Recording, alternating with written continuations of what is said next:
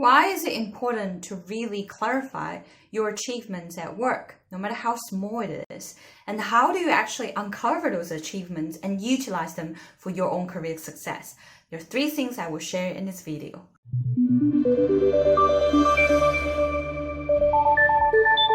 Hi everyone, it's Jade from Career Journey Professional. There's no such thing as the best job out there. You're only looking for the one job that suits who you are, utilize your best skills, and then you're feeling passionate on a daily basis. And that is what I help my client with. So today we're going to talk about how do you actually uncover your achievements, actual achievements in your previous job or in your previous projects or anything they've done before related to work.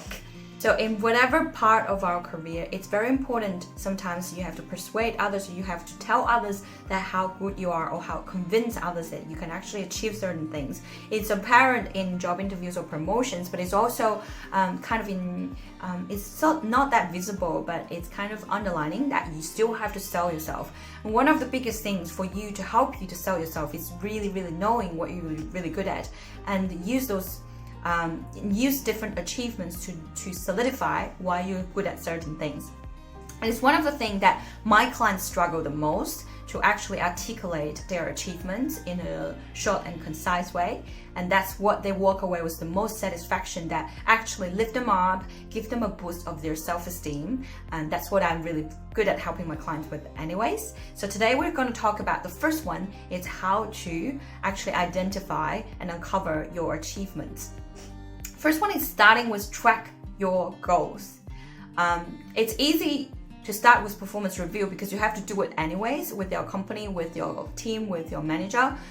You will start with setting some goals. Perhaps there are already goals set up for you, like KPI, performance indicators. If not, you can start to set up your own goals. And of course, you're doing this for yourself, a quarterly base, or you can do it monthly basis to review. That will be easy for you to see. So you want to set up actual goals that with numbers, with benchmarks that you can compare yourself to yourself, to your older performance, to your previous performance. And you can categorize this into perhaps client-based goals, perhaps to company or team-based goals, and also development goals for yourself. So when you set goals, you obviously want to say by the end of next quarter, it could be end of November, I want to achieve such and such, maybe talk to 30 new clients, maybe have 3 conversations with my manager about my promotion, all those kind of tangible goals. And then so next quarter, by the end of it, you can actually look at it and then compare to what you did before. Perhaps in terms of productivity and efficiency, you need to use say an hour on a case, and now you just need 45 minutes on the case. And those small 15 minutes increase or improvements, enhancements, will be the actual thing that's showing that you are actually getting better. Those are your wins. Those are your little successes. So it's a very easy way for you to recognize and see what you're really good at. What are your achievements, and what are you actually succeeding at? And now it comes to the second step, which is sharing your wins. One of the great, very important principles that I always communicate with my client is it's not other people's responsibility to see what you're good at. It's not other people's responsibility to observe what you have achieved, but it's your responsibility to make them aware. So when it comes to promotion or pay rise or interview, if other people didn't really recognize or see what you're really good at, don't be so upset. You should be the one really pointing it out, because everyone in their own mind, they have their own agenda, they have their own pressure, they have their own goals they have to achieve. They may or may not have that capacity to see what you have done, what you're really good at. So please, you have to be the one that's sharing it. How do you want to share that? Anyways, it's very easy to point it out in a team meeting, maybe in a regular team, quarter meetings, and I'm sure you have all those.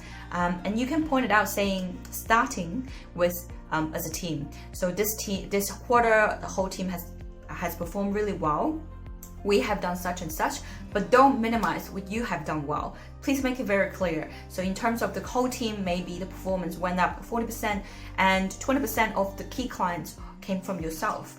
So make it very clear in your team environment, and also utilize social media. Utilize LinkedIn, utilize other social media that your company might be using. And it seems like posting a LinkedIn status update or celebrating a little win And also writing articles. It could be things that I learned. It could be, I'm just giving an example. It could be 3 things that I learned from acquiring a new key client, stuff like that.